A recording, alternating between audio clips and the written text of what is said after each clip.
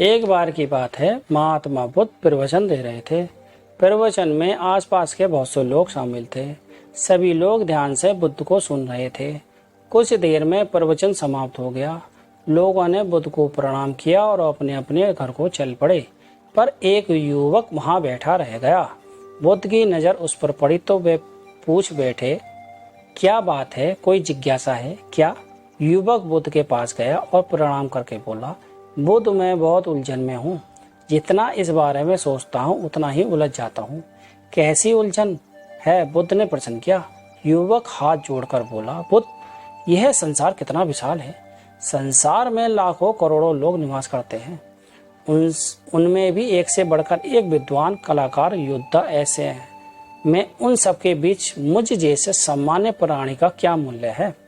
युवक की बात सुनकर बुद्ध मुस्कुरा दिए। वे बोले, तुम्हारी जिज्ञासा का उत्तर मिल जाएगा, पर इसमें थोड़ा सा समय लगेगा।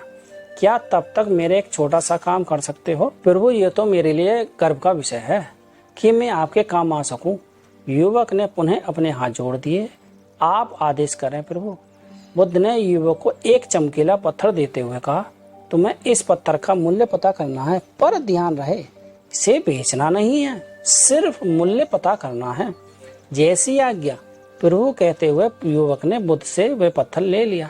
उसने एक बार फिर से उन्हें प्रणाम किया और बाजार की ओर चल पड़ा। बाजार वहां से दूर नहीं था। युवक थोड़ी देर में वहां पहुंच गया।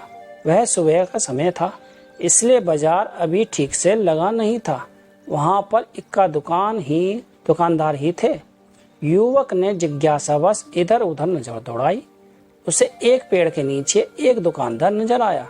वे आम बेच रहा था। युवक उस दुकानदार के पास पहुंचा और उसे पत्थर दिखाते हुए बोला, क्या आप इस पत्थर की कीमत बता सकते हैं? दुकानदार एक चालाक व्यक्ति था।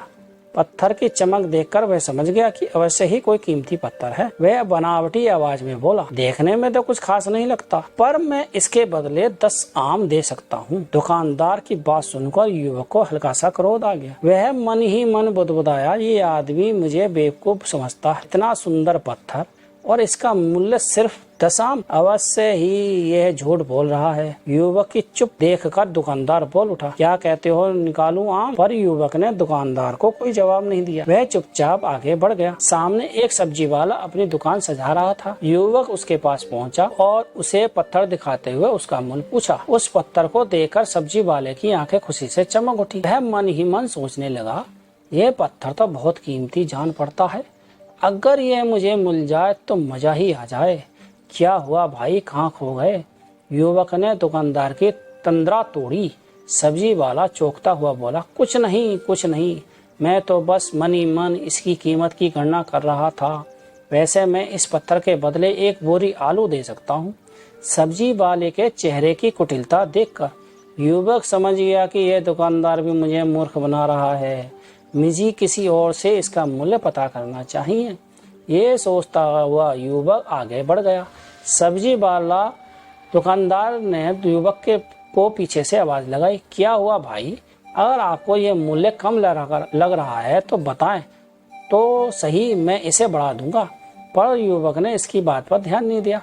वह इधर उधर किसी ऐसे व्यक्ति को खोजने लगा जो जानकार हो और उस पत्थर का सही मूल्य बता सके। युवक को लग रहा था कि अवश्य ही ये कोई कीमती पत्थर है, शायद कोई जोहरी ही इसका सही मूल्य बता सके। वह सोचता हुआ युवक एक जोहरी की दुकान पर पहुंचा। जोहरी अपनी दुकान को अभी खोल ही रहा था। उसने युवक को अपनी दुकान की ओर आते हुए दूर से देख लिया था। साथ ही उसने युवक का हुलिया देखकर यह भी भांप लिया था, यह कोई गरीब व्यक्ति है जो संभवतः कोई गहना बेचने आया होगा। जोहरी ने हाथ जोड़कर युवक को नमस्कार किया और मुस्कुराकर पूछा, बताइए महोदय, मैं आपकी क्या सेवा कर सकता हूँ? युवक ने बुद्ध का दिया पत्थर अपनी हथेली पर रख दिया और बोला, इसका मूल्य पता करना था। पत्थर को देखते ही जोहरी पहचान गया कि यह बेशकीमती रूबी पत्थर है जो किस्मत वालों को मिलता है। वह बोला, पत्थर मुझे दे दो और मुझे से 1 लाख रुपए ले लो। कहते हुए जोहरी ने पत्थर लेने के लिए अपना दाहिना हाथ बढ़ाया, पर तब तक युवक ने पत्थर को अपनी मुट्ठी में बंद कर लिया था।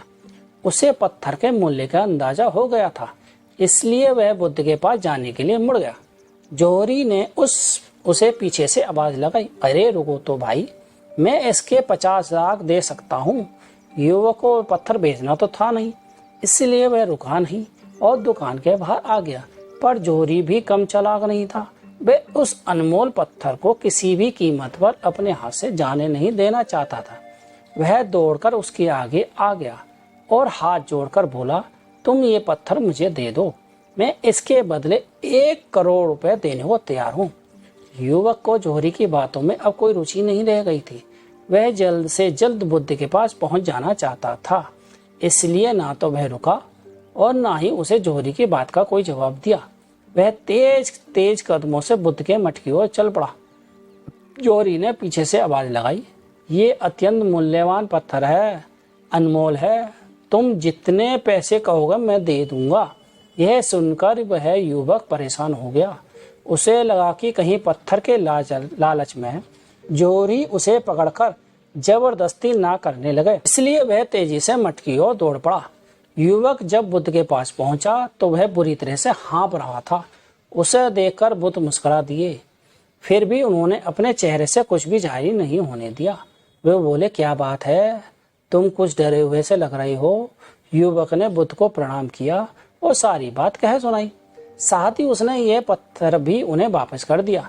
बुद्ध बोले, आम वाले इसका मूल्य 10 आम बताया, आलू वाले ने 1 बोरी आलू और जोहरी ने बताया कि अनमोल है।